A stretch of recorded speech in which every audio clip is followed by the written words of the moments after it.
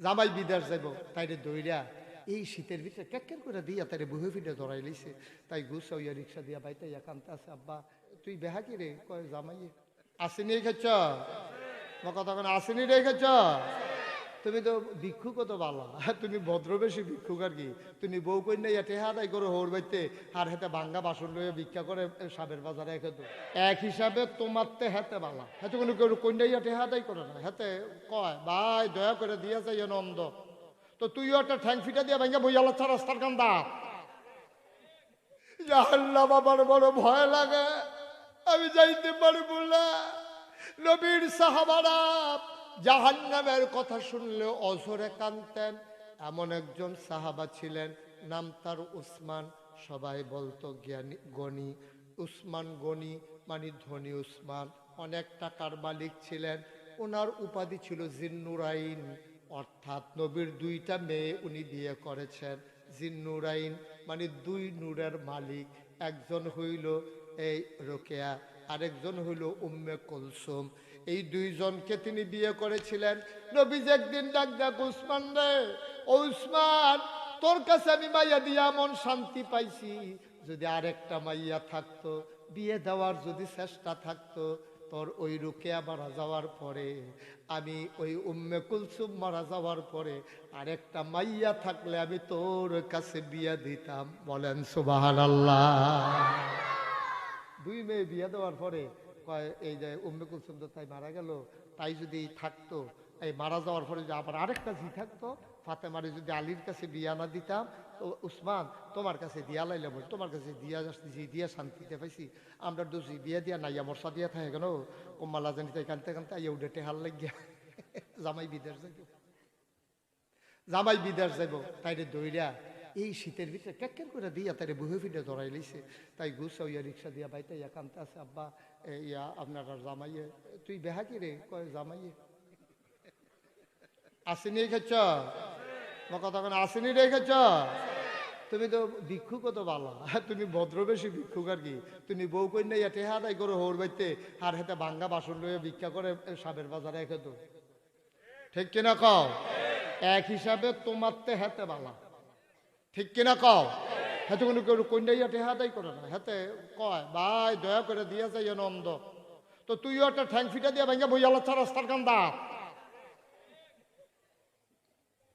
দেশটারে গজবে ধরছে, কুদ্দুরা মায়া নাই, ও কুদ্দুরা মায়া নাই, কুদ্দুর চিন্তা করলে আর আইয়া কারবারটা। আরে এই মাইয়াটা যেবাটা জন্ম দিছে, এবারটা জন্মের পরে যেই খুশি হয়েছে, তাই রে ময়নামতি বাজারও লয়ে গেছে, লাল ফিতা কিনা দিছে, ক্লিপ কিনা দিছে তার লেগিয়া, লিপস্টিক কিনা দিছে তার লেগে, ফরক কিনা আনছে, তিল তিল তিল তিল করে তাইরে বড় করছে। তাইর একটা রুম আছে, এক তিনবার কবুল কইল দেখিয়া তাই আব্বা ছাড়লো, তাই আম্মা ছাড়লো, তার নিজের বিছনাটা ছাড়লো, বান্ধবীরারে ছাড়লো, সব সাইডা দিয়ে আপনার বাড়িতে ইয়া করলো। এরপরও আপনার এবিডিরে কন্যাইতেন মনে কয় আপনি বাড়ি সেরা ফাললে কয়দিন গিয়ে থাকতেন পারবে। আর আমরা দেশ জেতারা বাড়ি ঘরে টেহা পয়সা নাই, যদিও গিয়ে হোর বাই থাহে, যেইভাবে মানুষে বদনজরে চায়, আর যে একটা শব্দ বাড়িছে ঘর জামাই, এটা শুনলে তো বালা বেড়া এক দিয়ে করতাম না, ঠিক কিনা কও? আপনি ভালো না, এটি কাজ ভালো না, হারাম, সম্পূর্ণ হারাম, এই কাজ করবেন না। তো যেই কথা শুরু করছি এটাতে থেকে এই ব্যাপারে কথা কইলে আমার কাছে অনেক কথা আছে। আল্লাহ যেন মাফ করে, সবাই কনা আমিন, জোরে কনা আমিন। মুসলমান সাহাবা দৌড়াইয়া, কথা মনে আসেনি? ও কথা কেন, কথা মনে আসেনি? আরে সবাই তোমরা আওয়াজ দিয়া কথা কইবা, কথা মনে আসেনি? নবীজির কাছে গিয়া কই, ইয়া রাসূলুল্লাহ, আমি জাহান্নাম চিন্নালাইছি, জাহান্নাম বড় সাংঘাতিক জিনিস। ওই যে উসমানের কথা কইছিলাম, এই উসমান রাদিয়াল্লাহু তাআলা আনহু কোনো কবরের কাছে দিয়ে যখন হাঁটতো, কবরের কাছে দিয়ে হাঁটতো লইলে উসমান রাদিয়াল্লাহু তাআলা অজুরে কাঁদতো। মাইনসে জিগাইতো, উসমান আপনি না কান্দেন কেরে? ও আমি কান্দি কেরে, আমি না বুঝি, নবীজি নিজে কইছে, আমি নিজে শুনছি। কয় কি কইছে? কইছে পরকালের যাত্রা শুরু হবে কবর দিয়া, কেউ যদি কবরও ধরা খাইয়ালায় তাহলে তার বাহির সব জায়গার মধ্যে ধরা খাইয়ালাই বলে, কবরটা যদি আল্লাহ আল্লাহ করে ফারুক জেগিতে পারে তাহলে বাহির রাস্তাটাও তার জন্য সহজ। সুবহানাল্লাহ বলবেন না?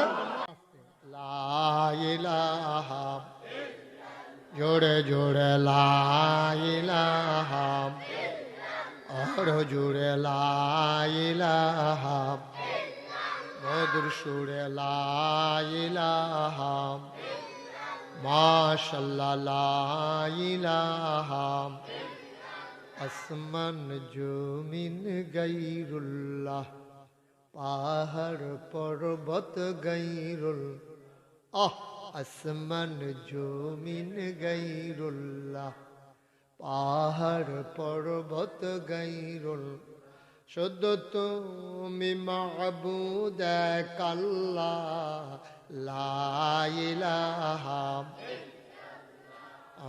লা ইলাহা লা ইলাহা লা ইলাহা লা মাবুদা ইল্লাল্লাহ লা মাশুকা লা মওজুদা লা মকসুদা জোড়ে জোড়ে লা ইলাহা আর জোড়ে লা ইলাহা মধুর সুরে লা ইলাহা মাশাআল্লাহ লা ইলাহা লা ইলাহা ইল্লাল্লাহ মুহাম্মাদুর রাসূল সাল্লাল্লাহু আলাইহি ওয়াসাল্লাম। সবাই পড়েন আলহামদুলিল্লাহ। বন্ধুরা আমার, ভাইরা আমার, আমার আল্লাহ রাব্বুল আলামিন এই দুনিয়ার ভিতরে মানুষ করে পাঠানোর পরে আমাদেরকে আল্লাহ কিছু দায়িত্ব নির্ধারণ করে দিয়েছেন। দায়িত্ব বুঝার জন্য, দায়িত্ব পালন করার জন্য বোঝ বিবেচনা আকল দান করেছেন, যেটা গরুর নাই, ছাগলের নাই, জীবজন্তু জানোয়ারের নাই। অনেকের অনেক কিছু আছে, কিন্তু মানুষের মতো মহামূল্যবান আকল, বুঝ, বিবেচনা, ভালো মন্দ বুঝার ক্ষমতা নাই, ঠিক কিনা? আপনি দেখবেন মানুষের মতো অসহায় প্রাণী এই পৃথিবীতে আর নাই। ছোট্ট একটা ট্যাংরা মাছ, এইটারও দেখবেন আত্মরক্ষার জন্য 3টা কাঁটা আছে। একটা শিং মাছ, তারও দেখবেন কাঁটা আছে। এই যে মুরগি তার বাচ্চাকে রক্ষা করার জন্য সে দেখবেন আঁচড় কাটার জন্য এমন এক এই মানে কি বলে পজিশন লয়। শুধু ফলাফল ওমা গো কইয়াছিলেন যে অনেক ফলে বেহুশ হয়ে গিয়া এই যে বাচ্চা ডেডে লইয়া মুরগিটা যে একটা বলছে, গরুর 2টা শিং আছে দেখছে। সব প্রাণীর, সাপের ছোবল আছে, সব প্রাণী আত্মরক্ষার জন্য জিনিস আছে। কিন্তু আমরা তারা কেউ ফিরতে হইলে লাডিটা কইয়া দৌড় দেওয়ান লাগে, নিজের থেকে কিচ্ছু নাই। কত অসহায় মানুষ, কিন্তু মানুষ হলো আশরাফুল মাখলুকাত। সুবহানাল্লাহ বলবেন না? কিন্তু আফসোস কি জানেন, আল্লাহ বললেন মানুষ আশরাফুল মাখলুকাত, সৃষ্টির সেরা জীব। তাদেরকে কিছু দায়িত্ব আল্লাহ নির্ধারণ করে দিয়েছেন। এখানে আমরা যারা আছি এই ময়দানটার ভিতরে এখন একজন হিন্দুও নয়। আমি যখন ইন্ডিয়াতে প্রোগ্রাম করতে যাই, ওখানে ছেলে মুসলমানের জন্য যত বড় প্যান্ডেল, এর 2 গুণ প্যান্ডেল করা লাগে হিন্দুদের জন্য। এবং মুসলমানেরা বসে নিচে এবং হিন্দুদেরকে মেহমান মনে করে ওদেরকে চেয়ার দিয়া প্যান্ডেল করে দেয়। তো এখন তার ইন্ডিয়াতে যাওয়া হয় না। ওখানে ইন্ডিয়ার দেখতাম যে অনেক হিন্দু মাহফিল আসে। এখানে তো কোনো হিন্দু নাই। এই গ্রামে কি হিন্দু আছে? পুরো নামতলা গ্রামও নাই, তো আইব করতে কেন? ওই হাওলা টানলে অন্যখান থেকে কিছু ফাড়া গেল। হ্যাঁ, তো আমরা এখানে একজন হিন্দু নাই, আমরা সব মুসলমান না? তা আমরা সব মুসলমান, কিন্তু এখনো আফসোস হচ্ছে ১৫০০ বছর আগে নবী আমাদের জন্য ইসলাম নিয়ে এসেছিলেন। সেই সময়ে মানুষগুলো ইসলাম মানল, কিছু লোক বিরোধিতা করল। ১৫০০ বছর পরে বৈজ্ঞানিকভাবে একটা কি বলে মানুষের জন্য পরিকল্পিত একটা জীবন ব্যবস্থার নাম যেহেতু ইসলাম, এটা বৈজ্ঞানিকভাবে স্বীকৃত, শিক্ষিত মানুষজন এ ব্যাপারে একমত হয়ে গেছে।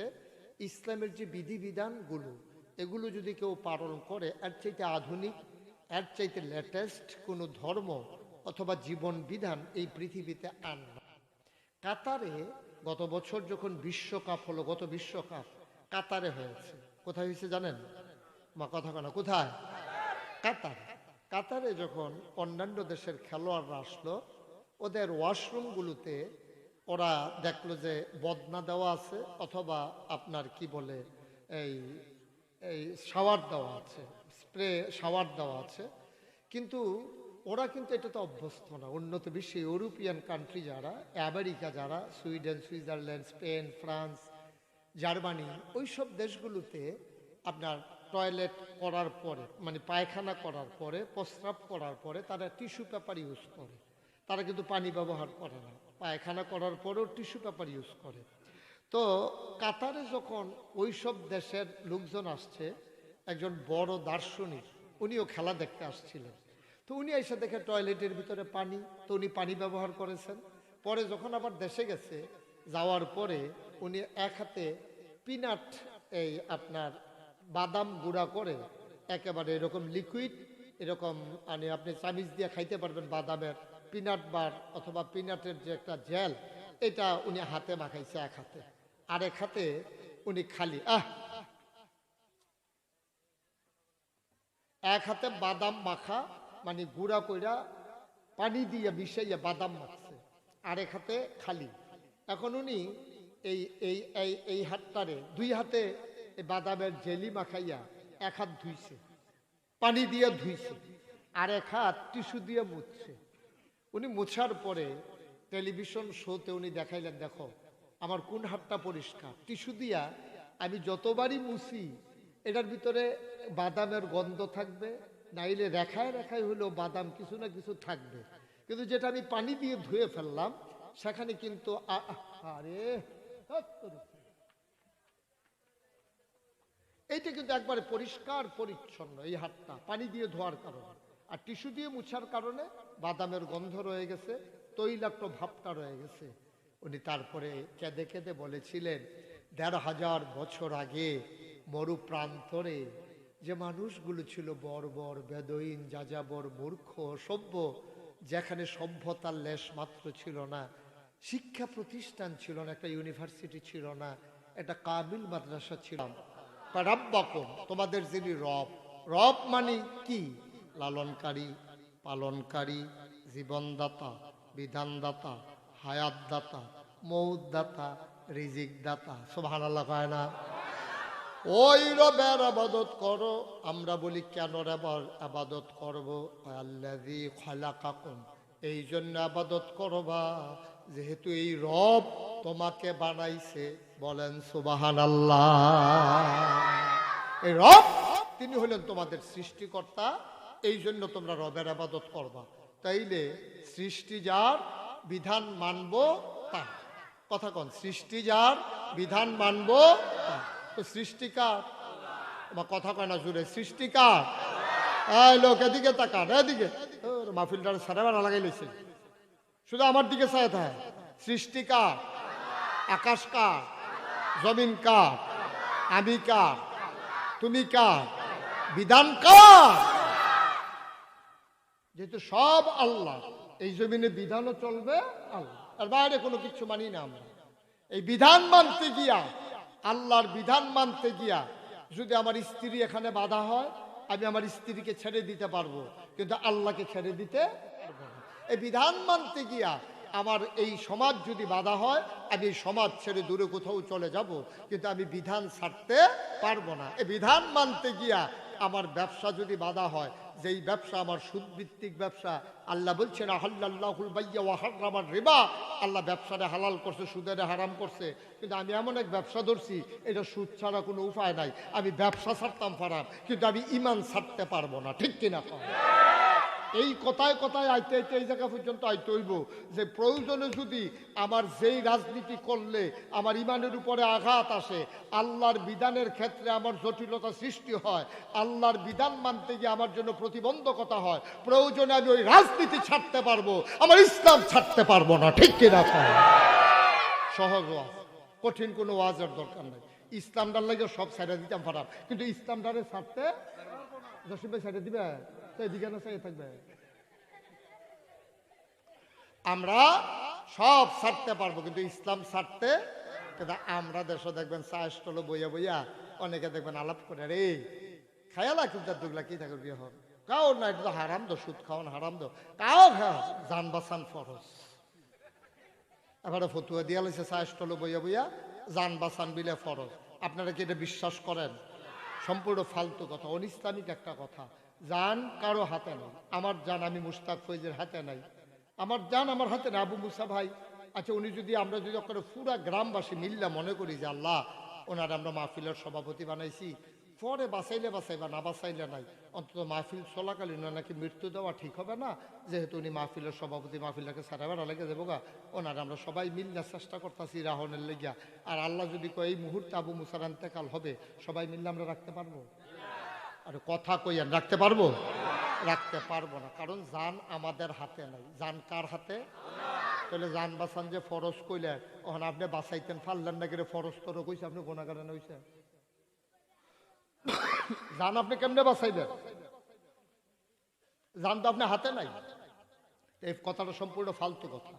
কেউ যদি বলে জান বাঁচান ফরজ, আপনি কইবেন না হইনাইছি হুজুরের কাছে, জান বাঁচান ফরজ না, তাহলে কি বাঁচান ফরজ? ইমান বাঁচান ফরজ, ঠিক কিনা কম? জান বাঁচান ফরজ না, বাঁচাইতে হবে কি? ইমান বাঁচান ফরজ। আর ইমান বাঁচাইতে গিয়া জান দেওন ফরজ। ইমান বাঁচাইতে গিয়া জান, আমার কথা কথা, ইমান বাঁচাইতে গিয়া জান দেওন।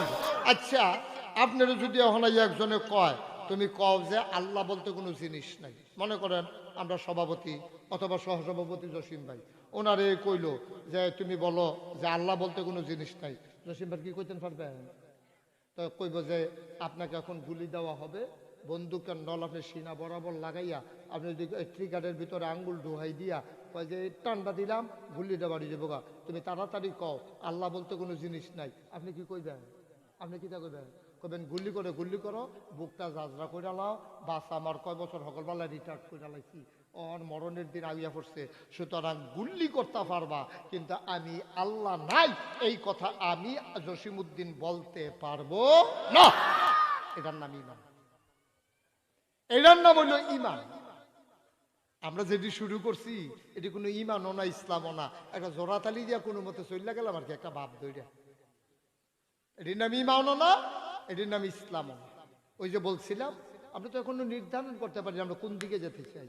11 জন প্লেয়ার নির্ধারণ করে নেয় যে কোন দিকে শটটা দিলে তার গোল হইব, আপনিও নির্ধারণ করে নেন, একদিন তো মরেই যাবেন, মরার পরে আপনি যাবেন কই, এই জায়গাটা নির্ধারণ করে নেন, ওই জায়গা নির্ধারণ করে ওই টার্গেটে জীবনে সবগুলো শট দিতে থাকেন, সবগুলা কাজ করতে থাকেন, ব্যবসা বাণিজ্য চাকরি, আমাকে ওইখানে যাওয়া ছাড়া কোনো উপায় নাই, আমাকে ওই জায়গায় যেতে হবে। আবু আয়ুব আনসারী রাদিয়াল্লাহু তাআলা আনহু নবীর একজন বড় সাহাবা, উনি কয় আমরা একদিন সবাই মজলিসে বসে আছি, সবাই বসে আছে একসাথে, এমন সময় একজন সাহাবা এসে নবীকে সালাম দিয়ে দিলেন, আমরাও পারি, চলেন সবাই পড়ি, আসসালাতু ওয়াসসালামু আলাইকা ইয়া রাসূলুল্লাহ, আসসালাতু ওয়াসসালামু আলাইকা ইয়া হাবিবাল্লাহ, আসসালাতু ওয়াসসালামু আলাইকা ইয়া শাফিয়াল মুজনুবিন, আসসালাতু ওয়াসসালামু আলাইকা ইয়া রাহমাতান লিল আলামিন। এরকম আপনারা যেমন আমার সামনে বসে আছেন, নবীর সামনে অসংখ্য সাহাবা বসে আছেন, নবীও বসে আছেন, ভিড় ঠেললা একবার আইয়া মাইদি দিয়া ঢুকছে, সরো কইয়া কইয়া সামনের দিকে আগাইছে, আইয়া সেরা বেড়া নবীজির করে বরাবর আইয়া নবীজিরা সালাম দিয়া কান্দন শুরু করছে।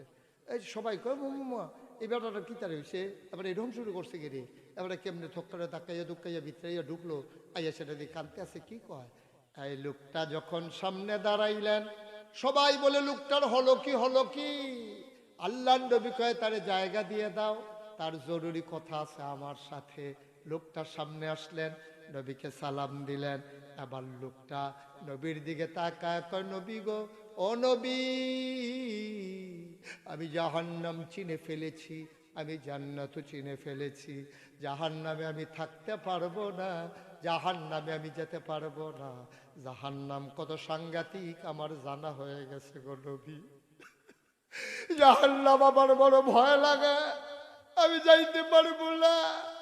নবীর সাহাবারা জাহান্নামের কথা শুনলে অঝরে কাঁদতেন। এমন একজন সাহাবা ছিলেন নাম তার উসমান, সবাই বলতো জ্ঞানী গণি। উসমান গণি মানে ধনী উসমান, অনেক টাকার মালিক ছিলেন। ওনার উপাধি ছিল জিন্নুরাইন, অর্থাৎ নবীর দুইটা মেয়ে উনি বিয়ে করেছেন। জিন্নুরাইন মানে দুই নূরের মালিক। একজন হইল এই রোকেয়া, আরেকজন হইল উম্মে কুলসুম।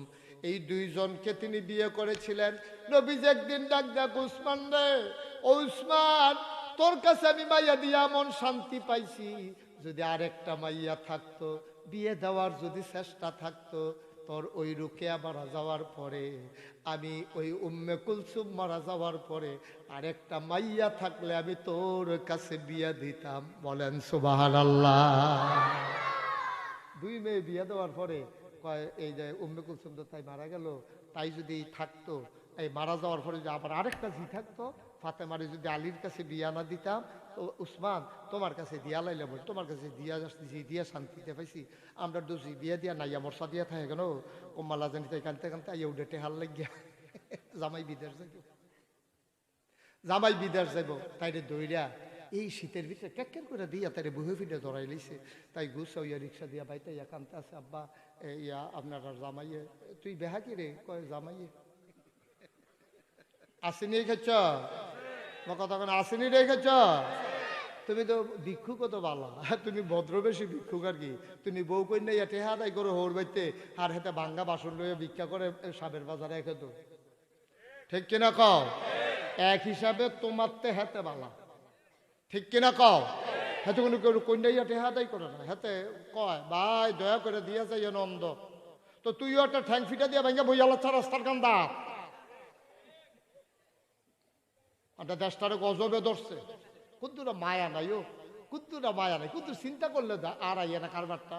আরে এই মাইয়াটা যেবাটা জন্ম দিছে, এবারটা জন্মের পরে যেই খুশি হয়েছে, তাই রে ময়নামতি বাজারও লয়ে গেছে, লাল ফিতা কিনা দিছে, ক্লিপ কিনা দিছে তার লেগিয়া, লিপস্টিক কিনা দিছে তার লেগে, ফরক কিনা আনছে, তিল তিল তিল তিল করে তাইরে বড় করছে, তাইর একটা রুম আছে, এক তিনবার কবুল কইল দেখিয়া, তাই আব্বা ছাড়লো, তাই আম্মা ছাড়লো, তার নিজের বিছনাটা ছাড়লো, বান্ধবীরারে ছাড়লো, সব সাইডা দিয়ে আপনার বাড়িতে ইয়া পড়লো। এরপরও আপনার এবিডিরে কই নাইতেন মনে কয়, আপনি বাড়ি সেরা ফাললে কয়দিন গিয়ে থাকতেন পারবেন। আর আমরা দেশ জেতারা বাড়ি ঘরে টেহা পয়সা নাই, যদিও গিয়ে হোর বাই থাহে, যেইভাবে মানুষে বদনজরে চায়, আর যেই একটা শব্দ বাড়িছে ঘর জামাই, এটা শুনলে তো বালা বেড়া এক বিয়ে করতাম না,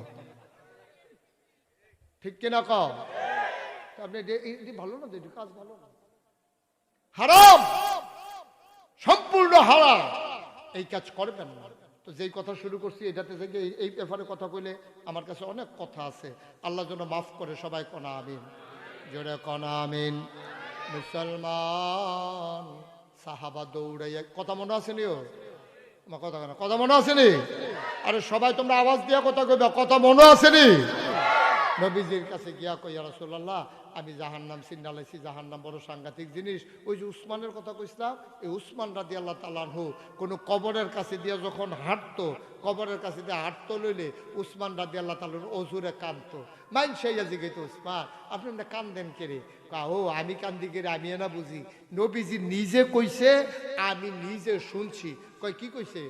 কইছে পরকালের যাত্রা শুরু হবে কবর দিয়া, কেউ যদি কবরও ধরা খাইয়ালায় তাহলে তার বাহির সব জায়গার ভিতরে ধরা খাইয়ালাই বলে, কবরটা যদি আল্লাহ আল্লাহ করে ফারুক জেগিতে পারে তাহলে বাহির রাস্তাটাও তার জন্য সহজ। সুবহানাল্লাহ বলবেন না? মুসলমান আবার লোকটা ইয়া নবীরে সালাম দিলেন, ডাক দিয়া কয়, নবী গো, ও নবী, জাহান্নাম আমি চিনে ফেলেছি, জাহান্নামে আমি যাইতে পারবো না, দয়া করে আপনি জান্নাত কারে কেমনে যাওয়া লাগে আমার একটা আমলের কথা বলে দেন, দয়া করে আপনি বলে দেন, জান্নাতে যেতে হলে আমি কি করা লাগবে? আল্লাহর নবী কয়, জান্নাতে যেতে চাও? কই জি ইয়া রাসূলুল্লাহ। কয় 5টা কাজ করবা, তুমি মরতে দেরি, তোমারে কবরে শোয়াইতে দেরি, সবাই মিলে দেখতে আসবে নামতলা নিবাসী জনাব সাংবাদিক আবু মুসা, জনাব জসিনুদ্দিন অবসরপ্রাপ্ত সার্জেন্ট, দুনিয়াতে নাই, খবর পাওয়ার পরে দৌড়ে দৌড়ে মানুষগুলো আসবে, তোমারে কাফন পরাবে, জানাজা দিয়ে দাফন করে দেবে মাটির কবরে, তুমি যদি ওই আমলগুলা করে কবরে যাইতে পারো, সবাই দেখবে দেখবে মাটির কবর, তুমি কবরে গিয়া দেখবা মাটির কবর মাটি নাই, মাটির কবর জান্নাতের টুকরা হয়ে গেছে। মাত্র কয়টা কাজ? আহারে, একটু জোরে কথা কইতেন পারেন না? কয়টা? জোরে বলো, আর জোরে। মাত্র 5টা কাজ করে আপনি কবরও যান। সবাই দেখুক মাটির কবর, আপনি কবরে গিয়া দেখবেন মাটির কবর মাটি নাই, মাটির কবর জান্নাতের টুকরা হয়ে গেছে। বলো সুবহানাল্লাহ।